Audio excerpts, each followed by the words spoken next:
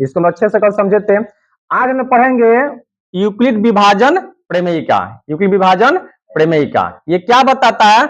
बताता है कि दो धनात्मक पूर्णांक ए और बी दिए रहने पर ऐसी अद्वितीय पूर्ण संख्याएं क्यू और आर विद्यमान है कि ए बराबर बी क्यू प्लस आर, ए बराबर बी क्यू प्लस आर, जहां आर का जो मान होगा, आर का जो मान होगा वह क्या होगा जी?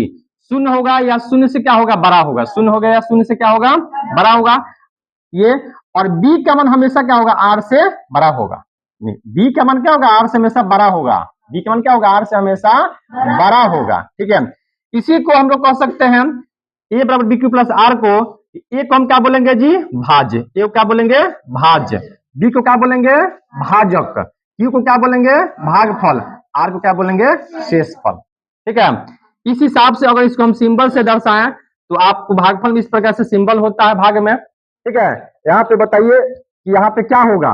यहाँ पे ए होगा, ए हो क्या होगा? ए, इसको हम क्या बोलेंगे? भाज्य। क्या बोलेंगे? भाज्य बोलेंगे। यहाँ पे क्या होगा? बी होगा, इसको हम क्या बोलेंगे? भाजक बोलेंगे। क्या बोलेंगे? भाजक। यहाँ पे सिंबल क्या होगा? क्यू होगा, इसको हम क्या बोलेंगे? भागफल बोलेंगे। क्या बोलेंगे? भागफल। और यहाँ पे क्या होता है? आर होता है, नहीं किसको हम क्या बोलेंगे? शेषफल। इस प्रकार से आपको ये बता रहा है। अब यहाँ पे ये बता रहा है कि अगर आपको ए दिया है, क्या दिया है? ए यानी क्या दिया है? भाज्य दिया है। क्या दिया है? भाज्य। बी दिया है, बी यानी क्या दिया है? भाजक। ये अगर दो चीज दिया हुआ है तो आपको अद्वितीय, अद्वितीय माने इसके दूसरा नहीं मिलेगा, यही क्यू और आर अद्वितीय रूप से क्या होगा? आपको प्राप्त होगा, अद्वितीय रूप से प्राप्त होगा। और उसमें ए बराबर बी क्यू प्लस आर होगा, यानी कि ए आपका जो होगा वह क्या होगा? आप तो बी और क्यू में गुना कर दें और आर को जोड़ दे तो उसके क्या मिलेगा? बराबर मिलेगा। ये क्या मिलेगा? बी और क्यू में गुना कर दे, यानी कि भाजक और भागफल में गुना कर दे, उसमें शेषफल को जोड़ दे तो उसके बराबर मिलेगा। चलिए हम लोग एक उदाहरण लेते हैं। जैसे हमने मान लिया यहाँ पे कि हमने भाजक, हमने सॉरी भाज्य को हमने मान लिया, भाज्य मान लिया हम लोग 450 मान लिए। भाज्य कितने मान लिए? 450 मान लिए। और यहाँ पे हमने भाजक को मान लिया 12 मान लिया। भाई कितने मान लिया? 12 मिला। ठीक है, अब क्या करते हैं? एक दूसरे से हम भाग करते हैं, इस सिंबल पर बैठाते हैं।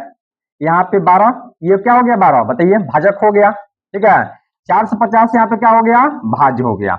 इसको हम क्या करते हैं? भाग लगाते हैं। कितने मतलब जाएगा? 3 मतलब जाएगा। 12 36। कितना बच गया यहाँ पे? 9। कितना बच गया? 9। यहाँ पे क्या हो गया? कट जाएगा। फिर आगे यहाँ पे 0 आ गया। अब कितना मतलब जाएगा?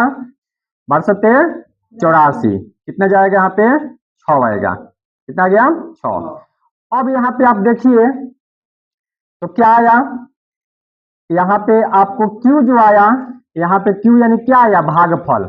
आपका भागफल कितना आया जी? भागफल 37 आया। भाग कितना आया? 37। और शेषफल कितना आया? 6 आया। शेषफल कितना आया? 6 आया। अब इसको इस बिठा के देखते हैं कि ये प्रमेय बताता क्या है? ये क्या बताता है कि भाजक में भागफल से गुना करेंगे, शेषफल से जोड़ेंगे तो वह भाज्य के बराबर होगा। ये बताता है। इसको हम लोग देखते हैं।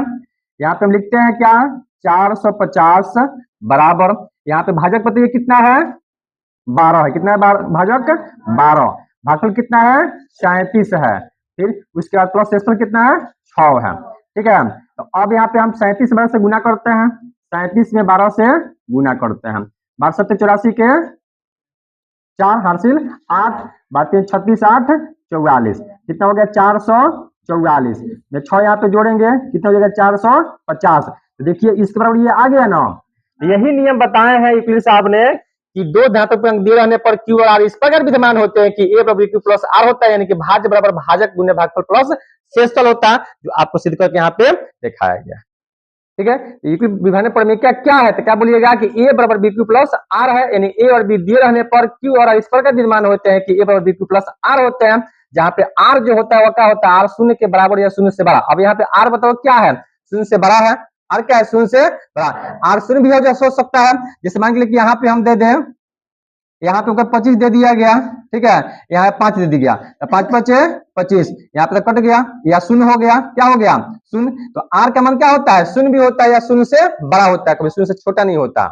आर का मान क्या होता है, शून्य होता है या शून्य से बड़ा होता है, शून्य से छोटा नहीं होता है, ठीक है।